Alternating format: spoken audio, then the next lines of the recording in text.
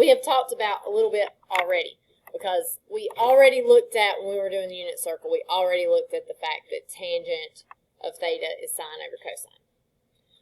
So we have done some problems where I have asked you for tangent. There was one that was not one of our better problems on the multiple choice, where it asked you to compare sine, cosine, and tangent, and it was wanting you to think about like the signs of sine, cosine, and tangent in that third quadrant. Tangent is always positive in that third quadrant. So whenever we're doing the unit circle, tangent, actually it doesn't even have to be the unit circle. It could be any circle centered at the origin, because whenever you like multiply these by r, they just cancel each other out, so it doesn't even matter if your radius is 1 for these. But tangent is always going to be y over x whenever you're looking at those points on that unit circle. And if we think about what that looks like here, if I drew myself a little triangle, that would mean this is x and this is y right here. So tangent of theta is my change in my y over my change in my x, which is this m, which is slope. Yes. Oh, sorry. Okay, Bonnie. Let's pass that back to you, Bonnie, there.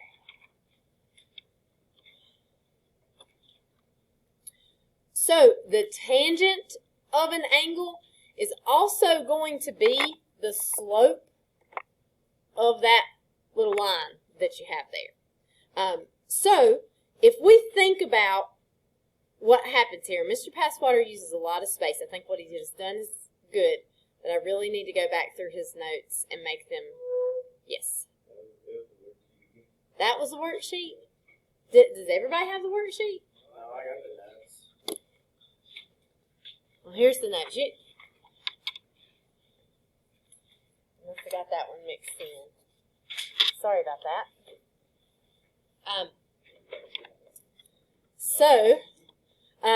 So tangent is going to give you the slope of that tangent line right there. I really need to go back through and condense his notes a little bit so it doesn't take me so many sheets of paper to print these out, because he uses a lot of paper to look at one idea. That is a good idea to look at, but maybe I should have condensed it so I didn't print it all out. So if we think about the slope of the line, that is what tangent is, that slope of that line. If I think about the slope of the line whenever my angle is 0, what is the slope of that line?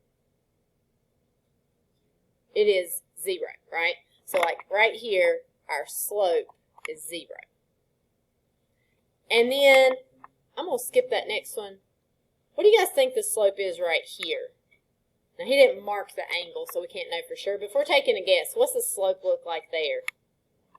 Looks like it's 1. If that is pi over 4, it's definitely 1, right? Because at pi over 4, our coordinates, if this is pi over 4, the coordinates of x and y are square root of 2 over 2 and square root of 2 over 2.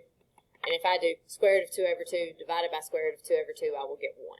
So if that is pi over 4, and it looks like it is, or it's close to it, then that would be a slope of 1. Take a guess. Like, I don't think he's using necessarily unit circle values here. Take a guess at what you think that slope would be.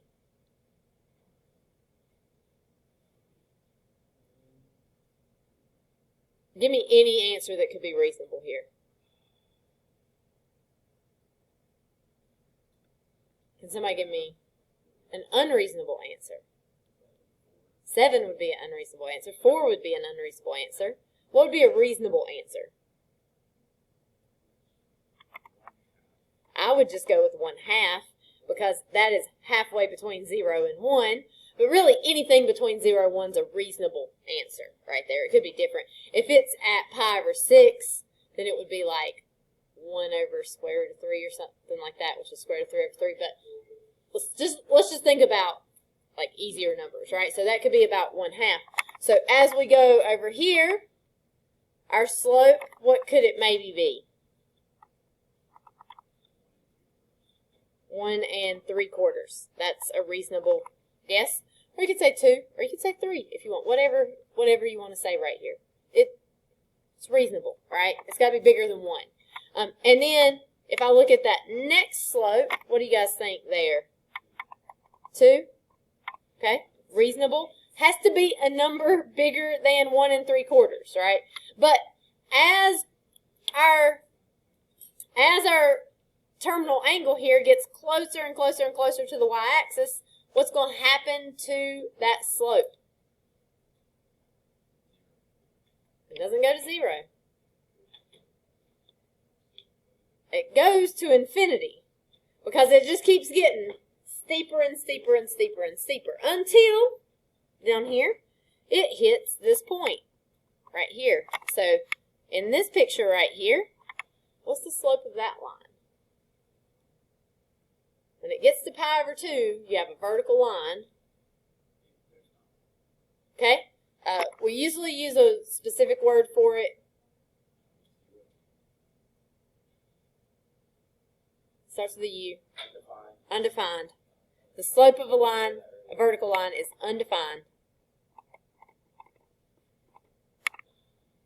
Right?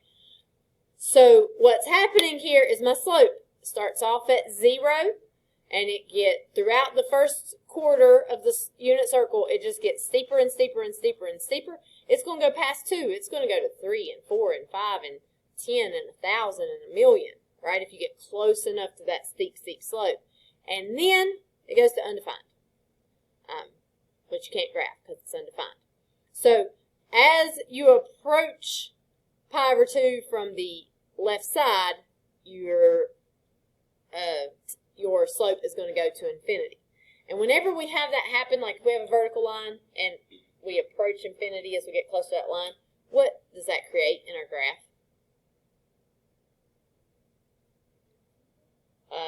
Asymptote, right? Specifically a vertical asymptote, right? So whenever our slope is undefined, when our tangent is undefined, whenever our terminal ray is vertical, we're going to get a vertical asymptote in that graph. Now, let's talk about what happens when we get past here. What do you guys think the slope of that line right there is? Just take a guess at it.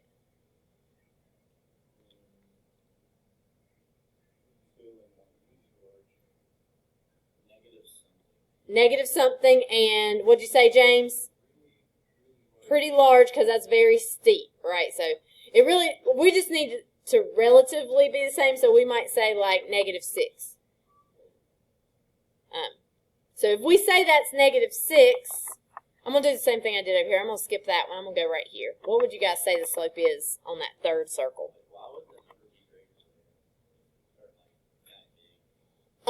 Because it's very, very steep. So you're going to have a big number, but because from left to right it's going down, it's going to be negative for that. So, like, you got to think, this is your change in y over your change in x. So you would go down a lot and over just a little bit for that because it's very steep. So the steeper a line is, the bigger the magnitude of the number will be. But if it's decreasing, it's got to be negative for that. What would our slope over here be if this is 3 pi over 4?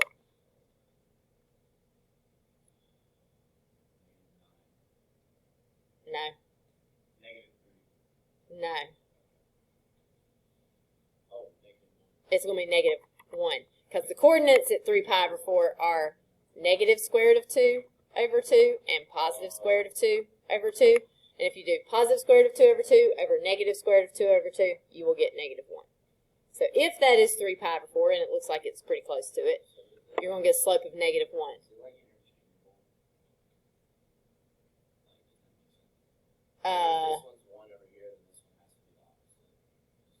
It's going to be opposite sign. Yeah. Yeah. So like right here, what do you guys think on that one?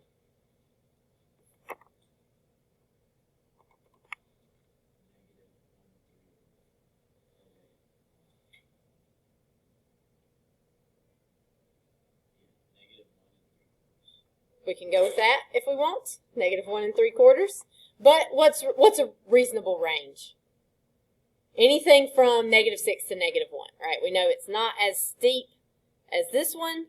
It is steeper than this one, so it's got to be between -6 and -1. You could go with something like -3 if you want there. And then we're just taking guesses to see the pattern because we're not actually measuring those angles. What would our slope be over here at this circle?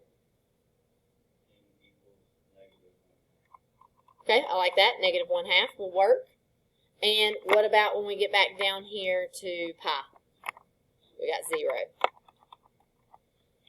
So you can see we're starting off with really steep negative numbers, and then we go back up towards 0. Okay, so if we keep going to pi to 3 pi over 2, go into that third quadrant. If I look at this slope right here, what do you guys think? What could that slope be? Is positive? Is it going to be bigger than 1 or less than 1? Less than 1.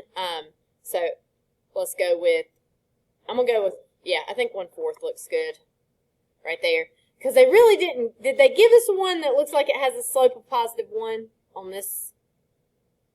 I don't think so, because this one's not quite at 5 pi over 4. So that one maybe is 1/2. Then we skip over to here. Well, that one looks a little bigger than 1. Is 3/4 bigger than 1? It is not. 1 3/4 that we are liking to put a 3/4 on something today, but that's fine. It's our favorite fraction of the day. Then this is even steeper, so it might have a slope of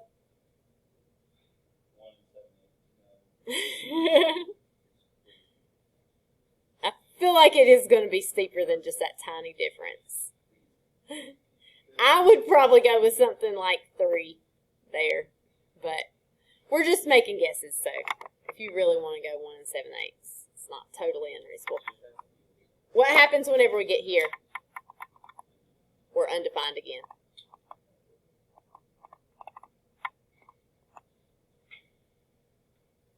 Okay, so some key concepts that we need to know. Each time that the terminal ray is vertical, slopes are undefined, or they approach positive or negative infinity. When we graph the tangent function, this means that we will see vertical asymptotes.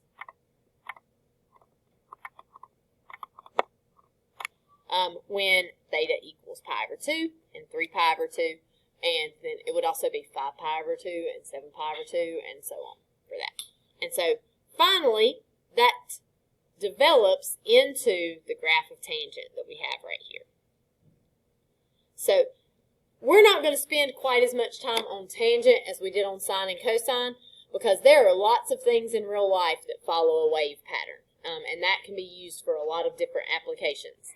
I am not aware of all that many applications for a tangent function in this case, where you would have some natural phenomena that's having this happen right here. So while we do have to learn about it, it's not really a function that we're going to learn about a lot of applications with it. I'm sure there's something out there, but I'm not immediately aware of what those will be for that. So notice that you have vertical asymptotes every time your terminal ray would be vertical, which is going to be at pi over 2. It's going to be again at 3 pi over 2. You could go backwards around the unit circle, and it would happen at negative pi over 2 or negative 3 pi over 2. And if you graph this on Desmos, you could like zoom out, and it just keeps on going. You got vertical asymptotes over and over and over again. Okay. It's also important to notice that every time your terminal ray is horizontal, which would be at 0 or pi or negative pi, that you cross the x-axis there, because your slope of that line there is 0.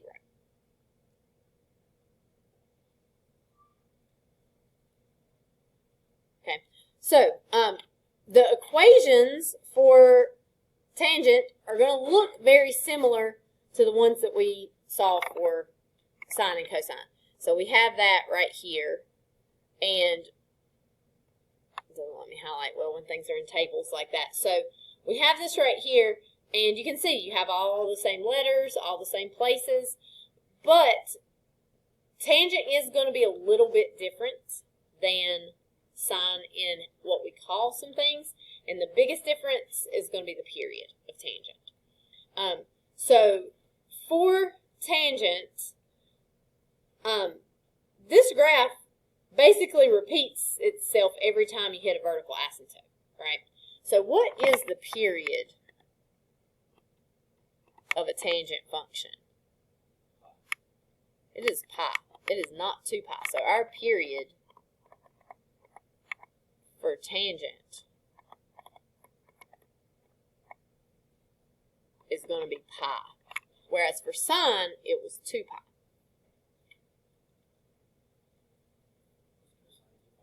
Cosine was also 2 pi, yeah. But tangent, what happens with tangent is where you're doing sine divided by cosine, the signs in the quadrants start to repeat there, and they like cancel each other out, so it repeats more often for that. Like your first and your third quadrant are going to give you the same values instead of, like with sine, in your first quadrant you're positive, in the third quadrant you're negative. So you don't have the same values there, but with tangent that doesn't happen. The period of tangent is pi. So what that means is when you are doing the period of pi, you're going to do almost the same thing that we did for sine or cosine, but you're going to do pi divided by b instead of 2 pi divided by b, because the original period of tangent is just pi, right? So that changes. A is no longer called the amplitude for tangent, because the amplitude was the distance from our midline to our maximum point. Do you have a maximum point on a tangent function? You do not, because you got those vertical asymptotes where this just keeps going up and up and up and up forever. So we will still talk about A being a vertical dilation, but you will not use it as, you will not call it an amplitude for these. The horizontal shifts don't really change at all. They're still exactly the same as they were with sine and cosine. Whatever that C value is, you go the opposite direction. And the D value really does not change at all, but we don't call it the midline. Although, I don't know, I'm not totally against calling this a midline, because you still sort of have, like where I marked those pink points right there, those like halfway points, the places where you hit 0, if you find those points, that kind of is your midline right there. So it's technically not called a midline, but if you want to think of it being a midline, you can for that. Okay, questions? Biggest difference is the period is different. All right, so let's look at some of the questions that you might see. So for example 1, it says a portion of the function f is shown above. The function f can be written as f of x equals a tangent bx plus d. Much like your sine functions, I think d is very easy to find. A is actually maybe the hardest thing to find for this. B is about the same as it was for tangent, sine, and cosine. You just got to remember that period is normally pi for that. So let's start with D. There's not really a midline for a tangent function, but if you look at the period of the graph, which is from vertical asymptote to vertical asymptote, and then find the point that's halfway between. So like here's a vertical asymptote, here's a vertical asymptote. This line right here is halfway between. So right there is my point on my graph that's halfway between. If I look at the next one, same thing. Right here, right here. Those are like my middle points. If I connect all those, that gives me my D value. It's my midline. Which in this particular case, has this graph been shifted up or down any? It has not. It still has a midline right there at the x-axis. So in this case, D is going to equal 0. Be careful with that on your, whenever you're doing these types of problems, because on the tests, a few of you on that second question, D was 0. And a few of you were giving it as the equation, so you would write like f of x equals tangent of whatever, and you didn't put anything on the end. And I am not certain what they will do with that, because you didn't find a D value. The D value is 0, and you wrote the correct equation, so they would give it to you. I would list A, B, C, and D. In fact, when I was looking at the answer sheet the other day, it has a box that has A, B, C, and D. So I would list them. Because I'm afraid if you just don't put anything on the end, like you might have thought of it correctly, but they might not give you credit for the D value there. So I would list that D equals 0 for that. Next, let's look for B. We need to find, for B, we need to find the period of a function. So that is going to be vertical asymptote to vertical asymptote. So you can pick anywhere. I'm picking these two because they're both positive. If I do 3 pi over 4 minus pi over 4, I will get 2 pi over 4, which is 1/2, or 1/2 pi, or we might call it pi over 2, whatever you want to call it there.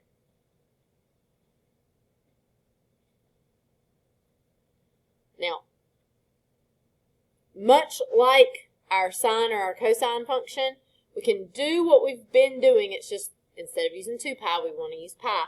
So if I want to know my B value, I'm just going to do pi divided by the period,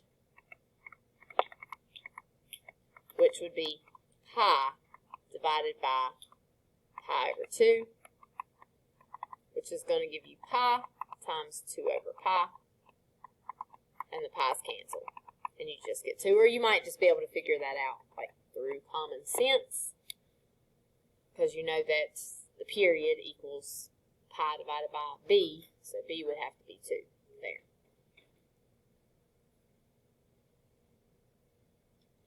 Alright, I think A is a little tricky, because if I go over Desmos real quick and show you this, if I've got y equals tangent of x, here, I've got this graph. If I put a value right here and I add a slider, as that gets steeper, does the graph really change how it looks that much? It's like stretched out a little more or a little less, but is that going to be very easy to tell exactly what's happening? Not really, right? Because I can tell the points have been stretched up, but I can't tell by how much very easily. So the key point that's going to be your best bet to look at is the point that corresponds to like your pi over 4 on the unit circle. So let's go back up to tangent and think about this for a second. So let's go back to that graph of that regular tangent graph. And so there is a reason that I want to look at pi over 4. So just like with sine and cosine, the graph of tangent comes from the unit circle, right? And so on that unit circle right here at pi over 4, the coordinates of that point are square root of 2 over 2 and square root of 2 over 2, which means that tangent of pi over 4 is going to equal 1.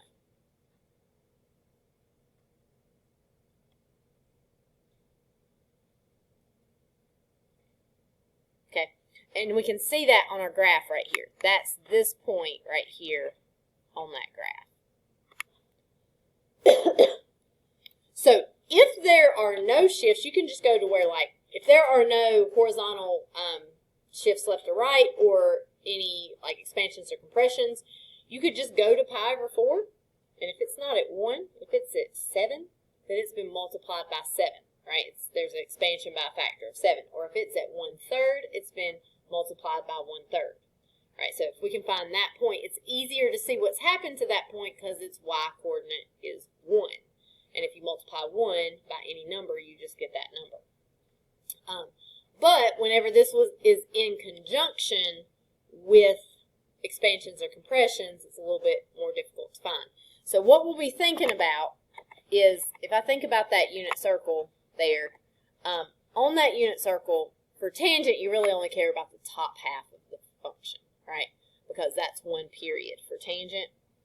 And pi over 4 would be a quarter of that circle, right? And so if I split this into 4 little sections right here, I'd have those 4 sections. So if you look from vertical asymptote to vertical asymptote, if you split that into 4 sections, right, so if I think about drawing these, yeah, you're splitting that period into 4 sections. Now, I only drew 3 lines, but those 3 lines split it into 4 sections because I've got 1, 2, 3, 4 sections here. So those can correspond to these 4 pieces that we would have here. I really should have done it this way.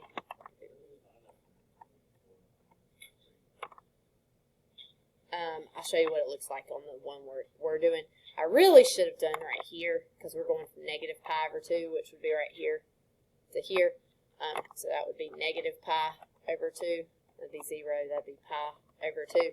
So tangent of pi over 4 equals 1. That's the 1, 2, 3, third tick mark, right? So from a vertical asymptote, you go over 1, 2, 3 tick marks, and that's where your pi over 4 falls, right there, that point.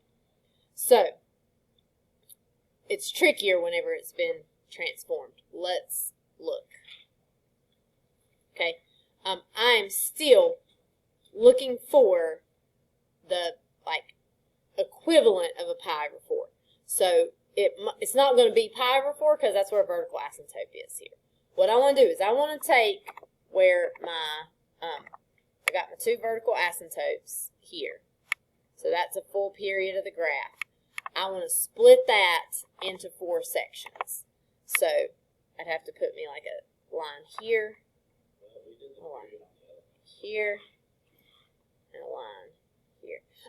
It can be any of them. It does not matter. I could do the same thing over here. So I could do here, here, here. It does not matter which one you choose for that. So in between any of the 2 vertical asymptotes, you can do this.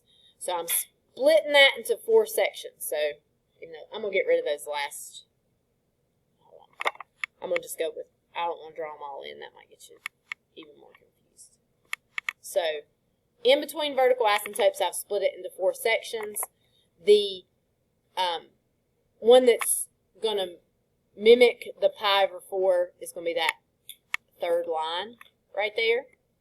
What is our y-coordinate of that point right there? It's just always going to be. Because that will, even if it's been shifted, that will correspond to what pi over 4 is after it's been transformed. So, because on the original, pi over 4 is the 3rd line right there. So on any others after the transformations, if we just go in between 2 periods and split it into 4, that's going to be the point that corresponds to pi over 4, even if it's not pi over 4. So at that point, what's our y-coordinate? Of that point where I've got that x, it is 1. What is the y-coordinate on the regular tangent graph? 1. Do I have a vertical expansion or compression at all? I do not. So the value for A right here is going to be 1. I don't think they're going to ask you for A very often. He does not put another example in these notes where he asks you for A and it's a different number. It could happen. What it would look like here if he does, let me show you on the tangent. Let's say we had y equals 2 tangent of 2x like this. So like you would have vertical asymptotes at x equals pi over 4 and x equals negative pi over 4 here. Make it back purple. Zoom in a little bit right here. So if I were to take this right here, and let me screenshot it so I can write on it. If I take, oh gosh, really mess stuff up here now. Make this text. If I take this right here, if I go between those two vertical asymptotes, I got a vertical asymptote here and a vertical asymptote here, and I split it into 4 equal pieces, it'd be like right here, and right here. It's that third line over right here, and notice that instead of having a y coordinate of 1, it's now 2. So that would be that number that you're multiplying by. So it intersects it earlier, but the line you drew intersects it earlier before 2. Intersects 1. Yeah, like intersects it before 2. Yes. Okay. What? Why would your answer be 2 if it intersects it before 2? Intersects what? Well, I think that it's not perfect, my line, because I'm guessing on where those fall exactly.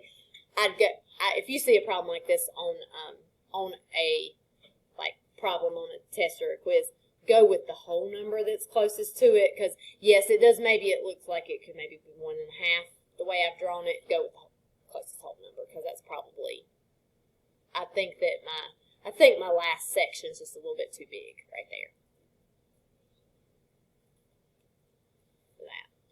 So, and since I typed in the equation, I knew it was going to be 2 for this one. But I don't think you'll have to find A very much. But that's the way I think about it if I have to. So I don't think you'll have to find it very much. What you're more likely to have to do, you'll definitely have to do some like example 2, where you've got to find the period of H. So first of all, you must take note that it is tangent. And if it is tangent, B equals pi divided by B. I'm sorry, I got that backwards. Period equals pi divided by B. So if I want to know the period here, period is going to equal pi over 2 for that, and that's just your answer. So the same thing we did with sine and cosine, but we use a pi instead of 2 pi for that. Questions there?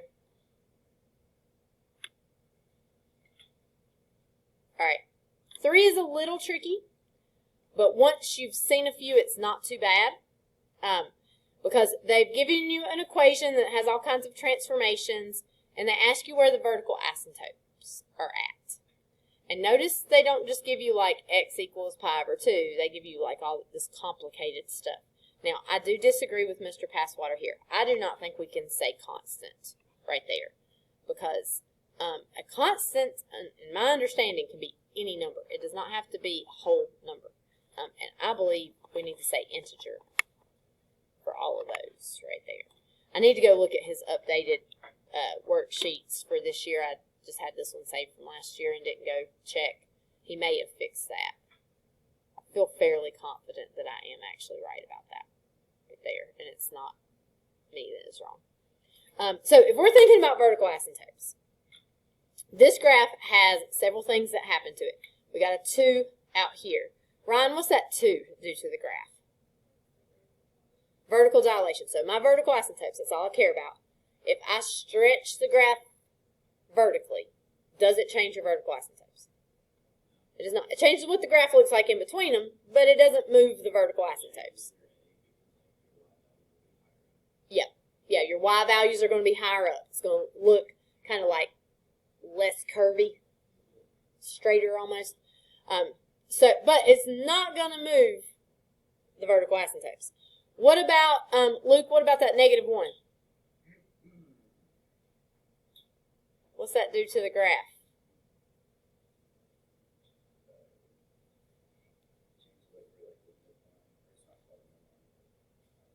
Yeah. It's going to move it down. It's basically the midline, right? the sort of midline.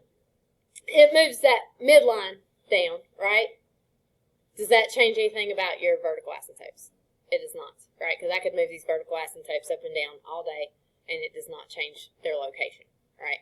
So the 2 and the -1 do not matter. We don't care about them for vertical asymptotes. It's only that 1/3, because really we want to think about this as 1/3 of x right here inside of the parentheses, and that is a horizontal dilation by what factor? By a factor of 3, because everything on the inside is backwards. We've got to do the reciprocal of that fraction, and we've got 3. So a horizontal dilation by a factor of 3 means we take everything and we stretch it out 3 times as wide as it was to begin with. Now, is that going to move your vertical asymptotes? It does. It gets stretched with it. Anything horizontal is going to affect your vertical asymptote. So if you shift it left or right, or if you dilate it horizontally, it's going to affect your vertical asymptotes. So let's go back to our tangent graph up here.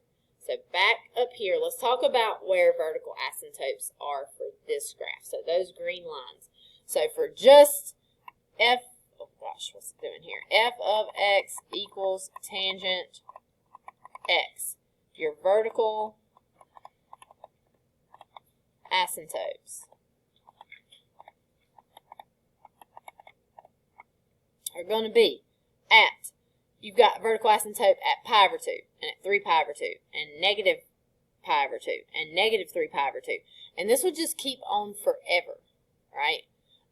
So we need a way of giving these vertical asymptotes, even though they're infinite, there's an infinite number of them.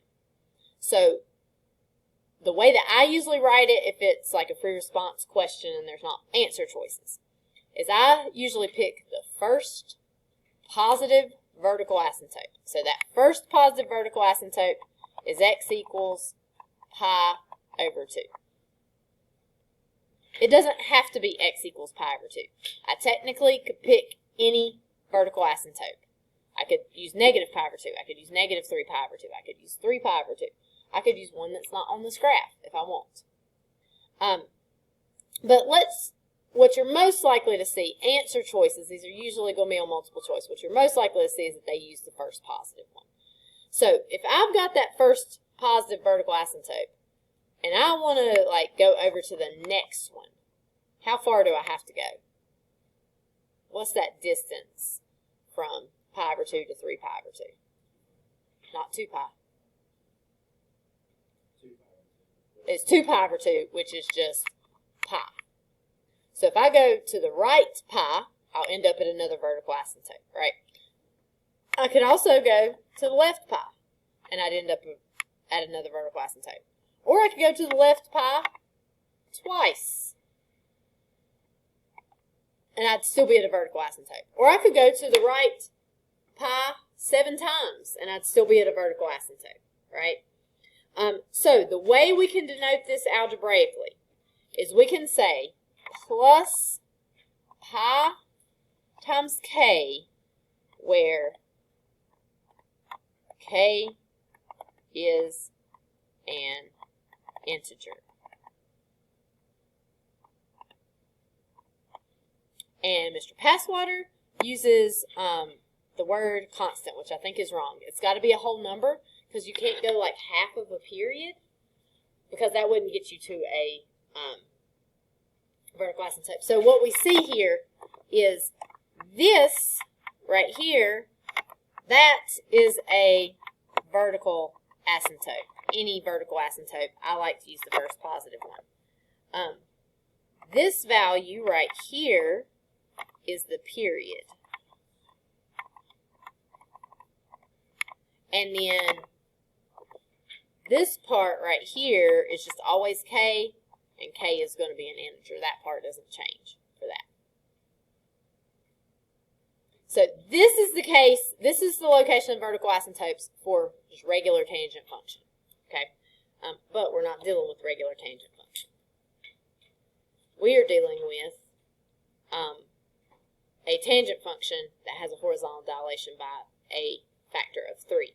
So think about, for tangent of theta, we'd get x equals pi over 2 plus pi k, where k is an integer.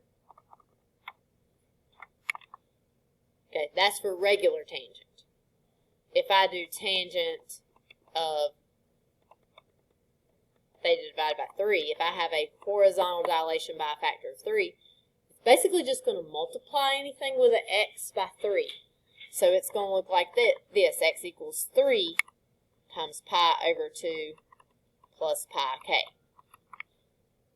Right?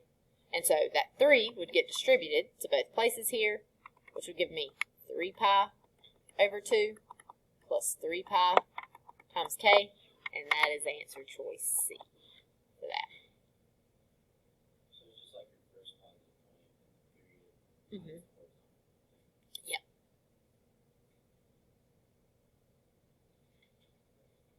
And a lot of times, one of the answer choices is the answer for just regular tangent. Like answer choice A is the answer choice for regular tangent, and you can look at it and be like, oh, that's for regular tangent. That can't be my answer, and then use it to kind of think about what it should be from that. It's not always an answer choice, but it is a lot of times. Okay, let's look at the next one. Okay, I'm going to start with midline, although we're not calling it midline. We're calling it whatever. The middle line, maybe. So, if I look between two vertical asymptotes, I'm looking for the point halfway between, which would be this line right here, which hits our graph down here this time. Same thing on the next one and the next one. So, what should that middle line be? -2. So that means I need a D value of -2. So I can throw out B and I can throw out D. Okay. What's the period for this function? It is 2 pi. So which answer choice is going to be correct, A or C? It's going to be A, because this would be a horizontal expansion by a factor of 2, so it would double. This one would be a compression by a factor of 1/2, so it would squish it in. So A is going to be the answer for that. Something like 4 is pretty typical for you to see. Those are not too bad to come up with. All right. We're not going to do all of these last ones because we've already done this a little bit, but let's do a couple, and then I'll let you guys work on your assignment. So, if we are finding tangent of pi over 6, first of all, I would suggest to you that you maybe try not to go to the unit circle on this. What? Because you need to remember that unit circle for at least until May 13th, right? But preferably, especially if you're taking calculus next year, preferably even longer than that. So it'll help you if you do this. I don't go look at the unit circle, but sometimes I do need to sketch it out. Pi over 6 is right here. My coordinates are square root of 3 over 2 and 1/2. All right, so if you can, try not to go straight to look at the unit circle. But it's asking me for tangent, so I've got to do sine over cosine, which is going to be 1/2 divided by square root of 3 over 2. They will not let you leave it like this. Dividing fractions is easy as pie. Flip the second and multiply. The 2's are going to cancel. You're getting 1 over square root of 3 right here. Mr. Passwater actually left his answer like that. I don't think you're going to see an answer left like that if it's like multiple choice. What else could we do to this? Multiply it by that root 3 on top and bottom. So we get square root of 3 over 3. I think that's what you're most likely to see. I think another interesting one for us to look at is tangent of 3 pi over 2. Like on my unit circle, right here is my 3 pi over 2. And my coordinates at that point are 0, -1. So if I do negative my y coordinate negative 1 over my x coordinate 0. What do I get for that one? That one's undefined. But for tangent of pi, now tangent of pi is right here. Coordinates at that point are negative 1, 0. What do I get for tangent of pi? 0 over negative 1. What's that? That is 0 for that. Questions on those? We've already done those some, so I'm not going to do any more with that.